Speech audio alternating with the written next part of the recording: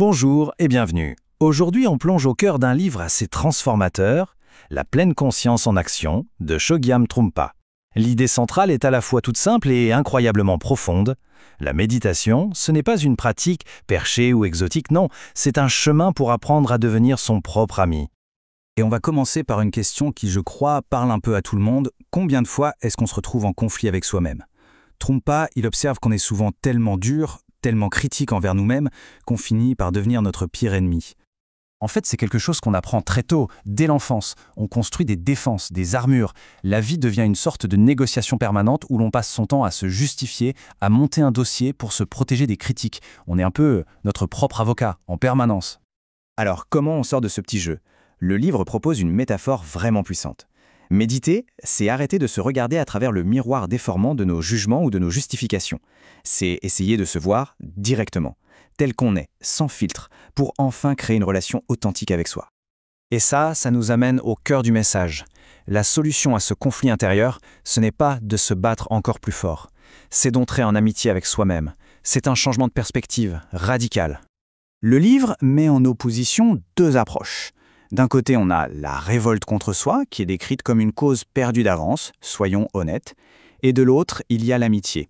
Et l'amitié, qu'est-ce que c'est? C'est accepter, avec lucidité et bienveillance, qu'on est un mélange de tout ça, d'ombre et de lumière. Et que c'est OK. C'est un point de départ à accueillir avec confiance. Et comment elle commence cette amitié? Eh bien, en allant déterrer quelque chose qu'on ignore très souvent. Une puissante graine de douceur qui existe en chacun de nous. Au lieu de toujours compter sur l'agressivité pour se défendre, on peut apprendre à faire confiance à cette tendresse fondamentale. Et c'est une qualité dont il n'y a absolument pas à avoir honte. Bon, d'accord, mais concrètement, comment on fait? Comment on la cultive, cette amitié? C'est là qu'on passe à la pratique, et le livre présente la méditation comme un art, finalement assez simple et accessible à tous. En fait, la technique est très épurée, elle tient en 3 points. D'abord, la posture, on s'assoit avec dignité, le dos bien droit. Ensuite, la respiration, on suit tranquillement le souffle qui sort, l'expiration. Et enfin, les pensées, on leur colle juste une étiquette « pensée » et on les laisse passer, sans s'y accrocher, sans les juger. Et attention, la posture, c'est vraiment un point essentiel. Ce n'est pas juste physique, ça provoque un vrai changement psychologique.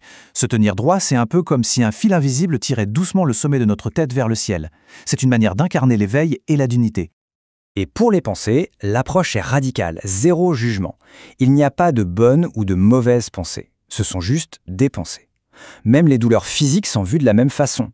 L'idée, c'est de les laisser passer comme on entendrait le bruit de la circulation depuis sa fenêtre. Ça fait partie du paysage, ce n'est pas une menace. Ok, ça c'est pour la technique. Mais alors, qu'est-ce qui se passe à l'intérieur? Qu'est-ce qu'on découvre pendant ce voyage? Le livre utilise des métaphores magnifiques pour décrire les paysages intérieurs qu'on se met à explorer. Alors là, il y a une image que je trouve particulièrement belle, c'est celle de l'ours en peluche de la respiration. La respiration, c'est un peu comme le doudou de notre esprit. C'est simple, c'est toujours là. Quand l'esprit s'agite, s'énerve, part dans tous les sens, hop, il peut toujours revenir à son ours en peluche. C'est un point d'ancrage tout doux et super fiable. Un autre point fascinant, c'est ce qui arrive à l'ennui. On connaît tous l'ennui chaud, celui qui est irritant, presque claustrophobe. Mais si on reste avec, il peut se transformer en ennui frais. Et là, c'est tout autre chose. C'est un ennui spacieux, rafraîchissant, qui a même un côté tendre. On n'a plus peur du vide, on apprend à l'habiter. Et tout ce cheminement intérieur, ça nous mène finalement à découvrir cette fameuse douceur, une tendresse, une vulnérabilité très profonde. L'image qu'utilise Trungpa est assez folle. C'est comme devenir une méduse, sans eau, sans peau, complètement ouvert. Et c'est ça, nous dit-il, le cœur même de la compassion. Très bien, on a cette expérience intérieure, intense, cette vulnérabilité. Mais qu'est-ce qu'on en fait dans la vie de tous les jours? Comment est-ce que la méditation devient une action concrète? La réponse du livre, elle est limpide, sans aucune ambiguïté. Le lien indispensable, c'est la compassion. Sans elle, la pratique reste complètement isolée. Ça devient une simple technique, un peu vide, sans aucun impact sur notre vie. C'est pour cette raison que la compassion est décrite comme un pont. C'est ce qui relie ce qui se passe sur le coussin, au calme, avec la vie de tous les jours, ses galères et ses joies. C'est ce pont qui empêche la méditation de tourner à l'autosatisfaction et qui permet à la chaleur qu'on a cultivée de se diffuser autour de nous.